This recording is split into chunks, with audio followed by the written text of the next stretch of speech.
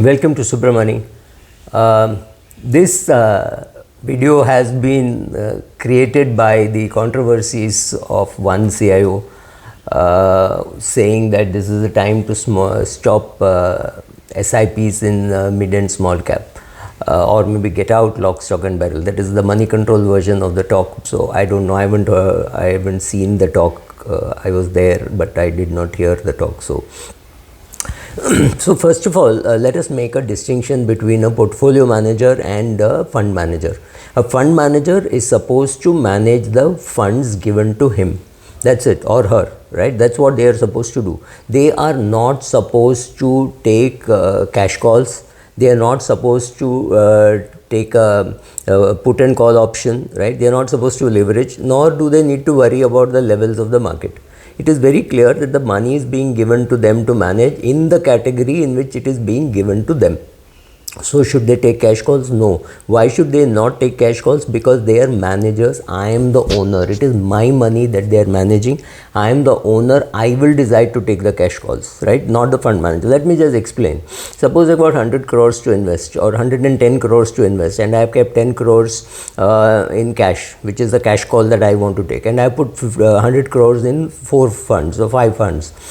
One is a focused fund, one is a mid cap, one is a small cap, one is a flexi cap, and one is a large cap, right? So 5 funds I put money. I put 20 crores each. Now if each fund manager decides to take a 20% cash call, which means each person holds 4 crores in cash.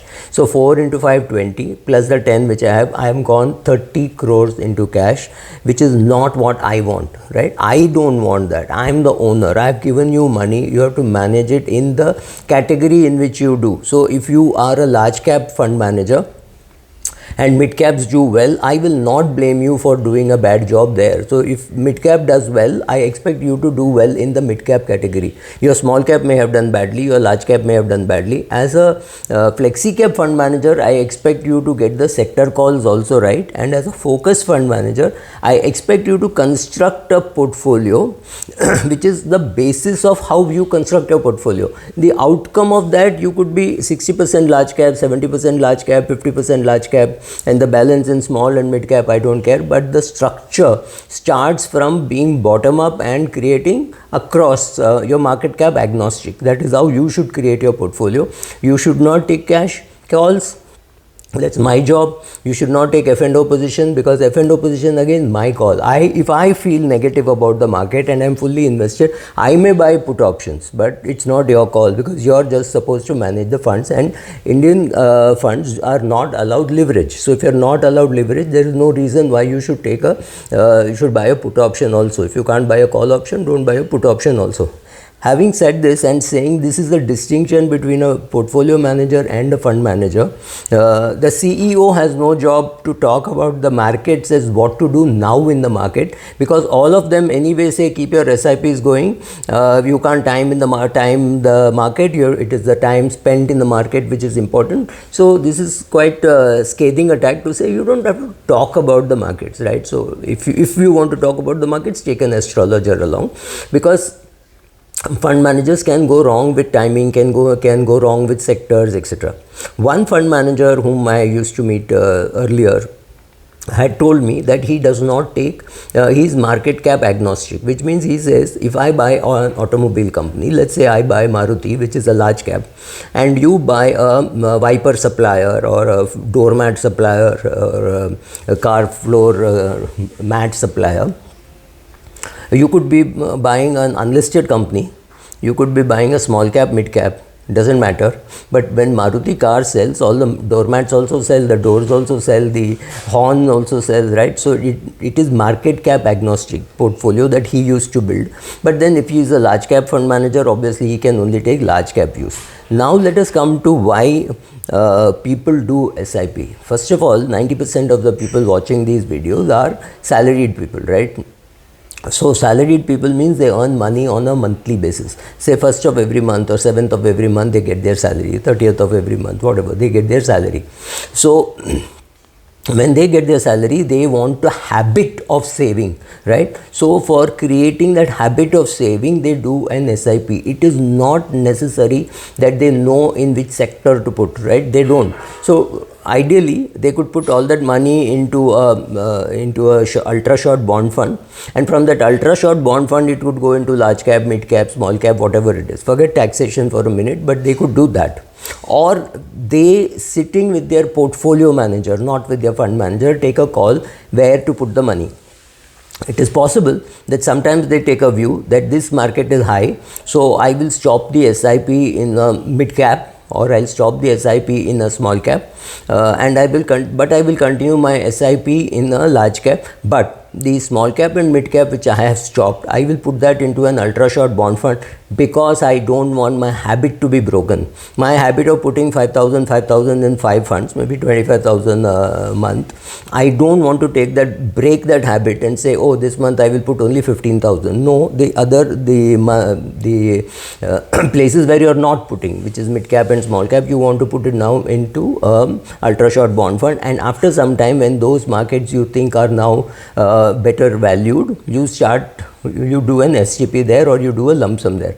I am against that also, simply because I've seen fund managers go wrong with market cap, not knowing which market cap to invest in, going wrong with companies, going wrong with management calls, going wrong with timing calls, going wrong with all those things. So when the fund manager goes wrong, the portfolio manager has to take a view, does it really matter for this client? Now here again I am reminding you of the distinction. Portfolio manager represents me. I am the portfolio manager, or he is representing me. If I am the portfolio manager, I am representing my client. I am not representing the fund house. I am market cap agnostic in my fund allocation to my customers. So it doesn't matter. Also, if my client has a 10-year, 20-year view, I am very happy to continue with whatever it is till 2-3 years away from when he or she needs the money. I am very happy doing that, because no client is going to sit and calculate the cost of stopping, cost of starting the the SIPs, etc. So people don't do that kind of work, so you don't have to bother about that. But you have to be very clear that you are market cap agnostic. You are going to do your SIPs, and if you are doing your SIP in an index fund, or if you are doing an SIP in the 3 index funds, which means large cap, mid cap and a small cap, it's fairly obvious that you will not stop your SIPs, because in the long run, SIP, yes, it does look bad at times when your prices are high, but if you continue long enough till say 20 years, then it wouldn't matter. I would now bring you to the debt market. I am accumulating money in a gilt fund when interest rates are high, right? Why am I doing it on a monthly basis? Simply because I know I will never be able to find 10 lakhs to invest in them, but I will always be able to find 50,000 a month or 1 lakh every month. So that SIP can continue. In that case, what I will do is, when interest rates start coming down, I will benefit. But if interest rates come down, right now it is maybe 7%, and if it comes down to 4%, at that stage I might stop my SIP, or I might remove my money, because I know after this, when the interest rates start going up, there will be a depreciation in the portfolio. So for debt, I will do it slightly differently, but for equity SIP, my strategy could be very different. I might stop in that fund for some time, or I may not do even that. Mostly in my case, I don't even suggest that, because then you have to get your timing right perfectly every time, and at the top and at the bottom, which to me is impossible. And I have not seen too many fund managers being able to get that perfectly right. They get the direction right, but they don't get it perfectly right. So over a long period, if you want to do a 20-year SIP in a flexi cap fund, I don't know when you should stop and when you should not stop. So somebody like PPFAS added foreign stocks to it, which dramatically improved his return. I do not know whether the next 20 years could be as good as the past 20 years, but it's a good fund manager who has done a good job there. So I do not recommend a stop in the SIP ever, immaterial of what fund managers do, and I believe it is the fund manager's job to take the call about how to invest. If he can't get good value, maybe he should decide that he will not manage. But To me, when a client is putting money in a small cap or a mid cap, the client is giving a feedback to the fund manager saying, I am comfortable risk at this level, I am comfortable with the PE of this level, and therefore please continue investing. If you decide that you cannot find good companies in that category, then you stop your SIP. That's fine. I mean, I may choose to put somewhere else, or I may buy direct equity. It is your call. It is the fund manager's call. It is not the owner's call. The owner wants to put 20% of his portfolio in large cap, or 20% he wants to put it in small cap, and the client is a 86-year-old with a 25 crore net worth, and she is putting 20 lakhs into a small cap fund. She knows what risk she is taking, right? Or somebody is advising her that this is a good fund to put, and she is putting. Also, I have noticed that if my past, I have one infrastructure fund where I am getting on an SIP basis, I am getting an IRR of I think 29%. That is because I started in I think 2019 or 2020 March, or the best possible time. And I know that this 29% is not going to be sustained. Similarly, I have an opportunity fund where I am getting some 26-27% return, where I have done an SIP, and I also once in a while top up. When I look at the fund and look at the portfolio, I just top it up, where also I am getting 25 or 27% kind of return. I have not seen it lately. Last time I saw those were the numbers. Similarly, in one small cap fund, I am getting some kind of 20% plus returns. I know that this is fantastic story of the past. It is not going to be repeated, but there is so much moat in that next couple of years also, if it is bad, it may not matter. And if I don't need the funds and I don't know what to do with the funds, if I don't think I'm going to shift from a small cap, mid cap to a large cap, or a small cap, mid cap to an ultra short, and then from there back to mid cap and small cap, please also understand, as a portfolio manager, I have to also worry about the client's income tax. Right? What are the tax implications of moving in, moving out? The fund manager doesn't have to worry. The fund manager does not know your risk profile. The fund manager does not know your portfolio. The fund manager does not know why you are investing. The fund manager does not know when you will stop investing, does not know what your husband, wife, mother, father, children are doing. Nothing he knows. He is just talking about his fund. Whether it is appropriate for you is for you to know, along with your portfolio manager, also loosely called the financial advisor. Let me just explain. The financial advisor sits down, tells you this is your risk profile, this is what you should do. If you save this much, you will have so much for your daughter's education. If you have so much, if you save so much, you will have enough for your son's wedding. This much for your retirement. All that is done by the financial advisor, or or whatever you want to call him, right? RIA. That is his job. The portfolio manager's job is to decide the asset allocation. The advisor just says, okay, put 80% in equity. How much to put in large cap, mid cap, small cap, flexi cap, foreign equity, all that is decided by the portfolio manager. The portfolio manager knows you, knows your tax profile, knows your family, knows how much risk you can take, want to take, must take to achieve your goals. Beyond that, it is maybe just wealth creation. So this fund could be 200 crores or 800 crores. You are doing this, and this the portfolio manager does. So a financial advisor has done his job, a portfolio manager has done his job. The portfolio manager picks 20 crores and gives it to a focus fund, saying, here is 20 crores which I want to be put in a focus fund. Here is 20 crores which I want to be put in a mid cap fund. The fund manager should not be taking the cash call. That the portfolio manager has already done. The financial advisor has already indicated what should happen. These are the three people who have a role in your portfolio. Does everybody go through this process? No, everybody doesn't go through this process.